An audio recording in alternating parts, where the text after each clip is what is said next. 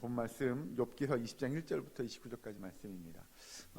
욥은 줄기차게 자신에 관한 자신이 그렇게 큰 죄를 지지 않았음을 이야기합니다. 그런데 욥의 친구들은 욥에게 와서 그 말을 들어주지 않습니다. 다른 표현으로 하면 믿어주지 않았다가 좀 정답이지 않을까요? 아무리 욥이 이야기해도 친구들은 들어주지 않고 믿어주지 않았습니다.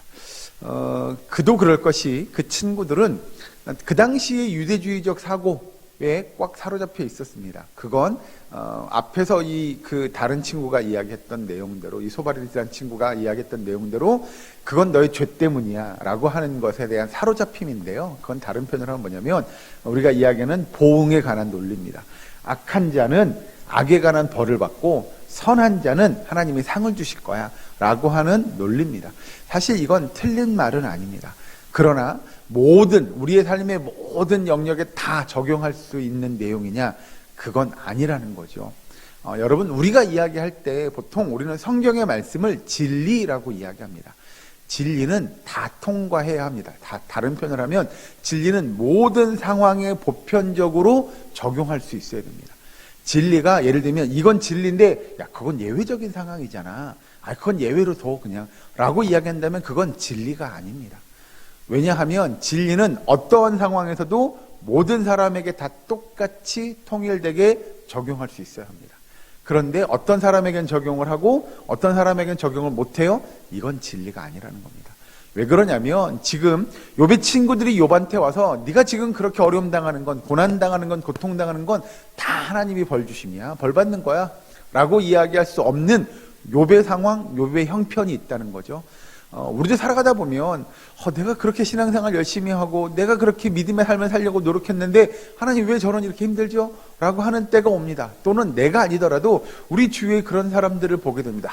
저 집사님은 정말 신실하게 열심히 신앙생활 하는데 왜 하나님께서 저분에게 저렇게 복을 안 주시는지 몰라 라고 우리는 생각할 때가 있죠. 여기서 이야기하는 복이 물질의 복일 수도 있고 또 다른 것일 수도 있습니다. 아무튼 그가 행하는 삶의 모습과 그의 믿음의 모습을 바라보면 이건 좀 맞지 않는 것 같은 생각이 들 때가 있다는 거죠. 그런데 여기서 욥의 친구들이 이야기하는 대로 적용하면 그가 이렇게 힘들어요? 그가 고통당해요? 다 죄 때문이에요. 그럼 우리는 이렇게 이야기하죠. 그래, 그 사람 우리가 볼 때는 죄가 없는 것 같은데 우리가 모르는 죄가 분명히 있는 거야 라고 생각하면 이건 잘못된 거라는 겁니다. 여기서 이야기하는 대로 그 1절에서부터 20장 11절까지에 보면 이 욥의 친구들이 욥에게 와서 줄기차게 이야기하는 내용 그게 맞아. 그런데 네가 생각하는 건 틀린 거야. 네가 잘못 생각하는 거야 라고 하는 책망을 욥에게 계속 쏟아붓게 됩니다.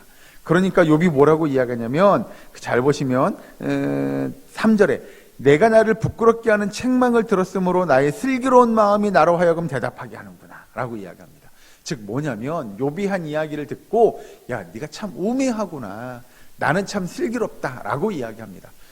내가 하는 말이 진리고 내가 하는 말이 맞고 네가 하는 말은 잘못된 거야 라는 생각을 하게 되죠. 아무리 욥이 나는 그렇지 않다라고 이야기하고 나는 분명 하나님 앞에 죄를 짓지 않기 위해서 너무나 열심히 노력했다라고 이야기하지만 친구들은 들어주지 않습니다. 과연 그래서 여러분 우리의 삶을 좀 돌아보시면 우리도 내 주변에 있는 사람들의 말을 과연 잘 들어줬느냐 또는 그의 입장에서 생각해 봤느냐 이런 것들을 우리가 좀 생각해 볼 수 있을 것 같습니다. 그리고 중요한 건 우리는 정죄하는 게 우리의 몫이 아니라는 겁니다. 네가 잘했네 잘못했네를 따지는 것이 우리의 몫이 아닙니다. 네가 잘했냐 잘못했냐는 결국 누구에게 가서 이야기해야 될 문제냐라고 이야기하면 결국 그건 언젠가 하나님 앞에 가서 그가 심판받을 만한 내용이지 우리가 여기서 저 성도가 저 집사가 이런 이야기 할 이유가 하나도 없는 거죠. 여기서도 이야기하는 친구들이 욥에게 와가지고 야 네가 지금 죄를 지었어. 네가 잘못한 게 있는 거야 라고 하는 것이 아니라 그래 힘들지 힘내자 고생한다 이런 위로의 말을 전하는 것이 욥에게 더 필요했다고 욥은 이야기하죠. 좀 밑에 가서 말씀을 보시면 12절부터 보시면 이렇게 됩니다. 그는 비록 악을 달게 여겨 혀 밑에 감추며 아껴서 버리지 아니하고 입천장에 물고 있을지라도 그의 음식이 창자 속에서 변하며 뱃속에서 독사의 쓸개가 되느니라. 여러분 이게 뭐냐면요 그런 겁니다. 우리가 여러분 옛날에 그 사탕 먹잖아요. 사탕 먹으면 이걸 아껴 먹으려고 입속에 이렇게 넣어놓죠. 그러니까 우리는 깨물어 먹지 않고 그걸 어떻게 해서든지 그 오래 먹으려고 빨아먹기도 하고 혀 밑에 넣어두거나 유천장에 딱 달라붙게 만들어주잖아요. 그런데 시간이 지나면 그걸 아무리 오래 먹고 싶어도 결국 그 사탕은 녹아서 우리의 목구멍을 타고 우리의 위로 가서 다 언젠가는 입 안에 있는 그 사탕이 다 녹아서 없어지게 될 거다. 다 소화가 될 거다라고 하는 거죠. 이게 뭐에 관한 얘기냐면 이 욥의 친구가 이런 얘기하는 겁니다. 야, 네가 지금은 그렇게 너의 결백을 주장할지 모르나 결국 너도 모르게 너의 죄가 네 몸 안에 있는 거야 라고 하는 겁니다. 너는 죄 안 지었다고 생각하지 너도 모르게 죄를 짓고 있는 거야 라는 이야기죠. 그래서 여기서 이야기하는 대로 악인이 결국 그렇게 네가 잘 나가고 악인이 선언하는 것 같지만 결국 그 악인이 잘 나가는 건 그 끝에 가서 보면 그건 독처럼 된다는 거죠. 네가 잘 몰라서 너의 악이 이렇게 조금씩 녹아내려서 쌓여 있는 것을 너는 모르는 거야 라고 이야기하는 거죠. 그러니 욥의 친구가 지금 욥한테 와서 하는 말은 한마디로 정리하면 그거죠. 너는 악인이야. 너는 죄를 지은 사람이야. 넌 잘못된 거야를 이야기하고 있는 겁니다. 이건 옳지 않은 표현일 거고 맞지 않은 표현일 겁니다. 그럼에도 불구하고 욥의 친구들은 욥에게 와서 그런 이야기들을 합니다. 네가 죄인이야. 네가 잘못된 거야. 네가 뭘 모르고 있는 거야를 줄기차게 이야기하죠. 그리고 밑에 가서 보시면 이제 24절에 이렇게 시작합니다. 그가 철병거를 피할 때는 노타사를 쏘아 꿰뚫을 것이요 몸에서 그의 화살을 빼는 즉 번쩍번쩍하는 촉이 그의 쓸개에서 나오고 큰 두려움이 그에게 닥치느니라. 여기서 욥의 상황을 이렇게 이야기하는 내용을 잘 들어보면 이 욥의 친구라고 하는 사람들은 여기서 이야기하는 소발뿐만 아니라 다른 친구들도 똑같습니다. 결국은 욥의 겉으로 드러난 지금 현상, 형편만을 보죠. 야, 네가 지금 그렇게 너 그 많은 재산 하루아침에 다 날려? 야, 너의 자녀 다 죽어나가? 너의 종들 다 죽어? 그리고 너는 병들어서 죽게 생겼어? 야, 이건 쉽게 얘기하면 그겁니다. 네가 지은 죄 중에서도 너무 큰 죄, 심각한 죄가 있는 거야. 야, 누가 봐봐라. 네가 지금 하나님의 은혜를 입은 자야? 하나님의 복을 받은 자라고 누가 이야기할 수 있겠어? 라고 하는 거죠. 이건 뭐냐면 겉으로 드러나는 형편, 그의 상황만을 놓고 우리는 짐작하게 됩니다. 그런데 여기 성경에서 이야기하는 대로 잘 보면 우리는 겉으로 드러나는 그의 어떤 누군가의 상황과 형편만 보고 과연 그의 신앙, 그의 믿음을 우리가 이야기할 수 있겠느냐라고 하는 겁니다. 욥은 성경 우리가 욥기서 앞부분에 보면 욥은 정말 당대의 완전한 자였고 의인이라고 평가합니다. 그런 욥의 신앙을 우리가 욥의 형편만 바라보고 아유 그래 뭔가 죄를 엄청 큰 거 졌나 봐 라고 우리가 이야기할 수 있겠느냐라는 거죠. 욥의 친구들도 그렇게 해서는 안 됨을 성경은 이야기하죠. 사실 그래서 여러분 우리도 누군가를 바라볼 때 왜 아까 말씀드린 대로 저 집사님은 저 성도님은 왜 저러는 거야? 왜 저렇게 살아? 왜 저렇게 하나님께서 복을 안 주시지? 하나님의 은혜를 안 주시지? 왜 자꾸 이렇게 힘들어지지? 라고 하는 것들이 우리가 생각하는 저분은 하나님께서 복을 안 주시는가 봐 라고 생각할 수 없는 부분이 있다는 거죠. 아까 말씀드린 대로 그것이 진리가 아닌 이상 모든 사람들에게 다 통용될 수는 없다는 겁니다. 그러니 여러분 과연 성경에서 이야기하는 진리가 뭐냐라고 한다면 악인이 벌 받는 거 그건 진리일 겁니다.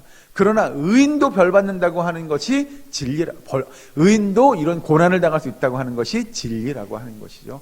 그러니 여러분 어떻게 보면 성도가 아니면 성도가 아니든 간에 누구든 그런 고통과 고난은 다 겪을 수 있음을 인정해야 한다는 겁니다. 그건 신앙이 좋고 나쁘고에 관한 개념과 다르다는 겁니다. 하나님은 우리를 하나님의 신실한 믿음을 가지고 있는 하나님의 백성, 하나님의 자녀임을 깨닫게 하기 위해서 우리에게 고난을 또는 우리에게 고통을 주기도 합니다. 그래서 성경은 이렇게 이야기하죠. 환난은 인내를, 인내는 연단을, 연단은 소망을 이루게 한다고 성경은 우리에게 가르칩니다. 그런 것처럼 우리에게 환난이 오면, 우리에게 아픔과 고통이 임하면 우리가 잘 인내하고 믿음 안에서의 삶을 신실하게 이루어가면 언젠가 우리에게 하나님이 주시는 그 소망이 우리 안에 가득하게 될 것을 성경은 가르칩니다. 여러분 우리의 삶 속에서 우리 주변에 또 힘들게 살아가는 어려움에 처한 고통 중에 있는 이들이 있다면 그들을 잘 위로하시고 그들의 손을 붙잡아 주시고 또한 그들과 함께 울어줄 수 있는 저와 여러분 되기를 우리 예사랑교회 모든 권속되시기를 주여로 간절히 축원합니다.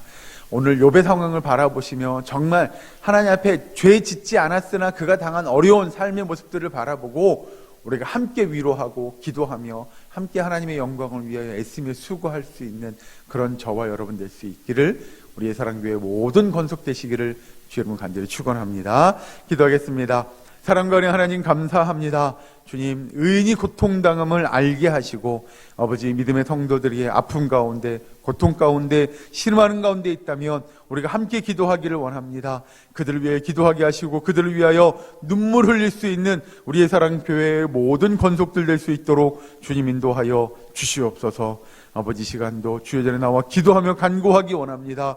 아버지, 우리의 기도와 간구를 들으시고 우리의 기도 속에 온전히 주의 사랑이 넘치게 하시며 우리가 간구하는 모든 것들을 들으시고 응답하시며 역사하시고 이루어 주시옵소서.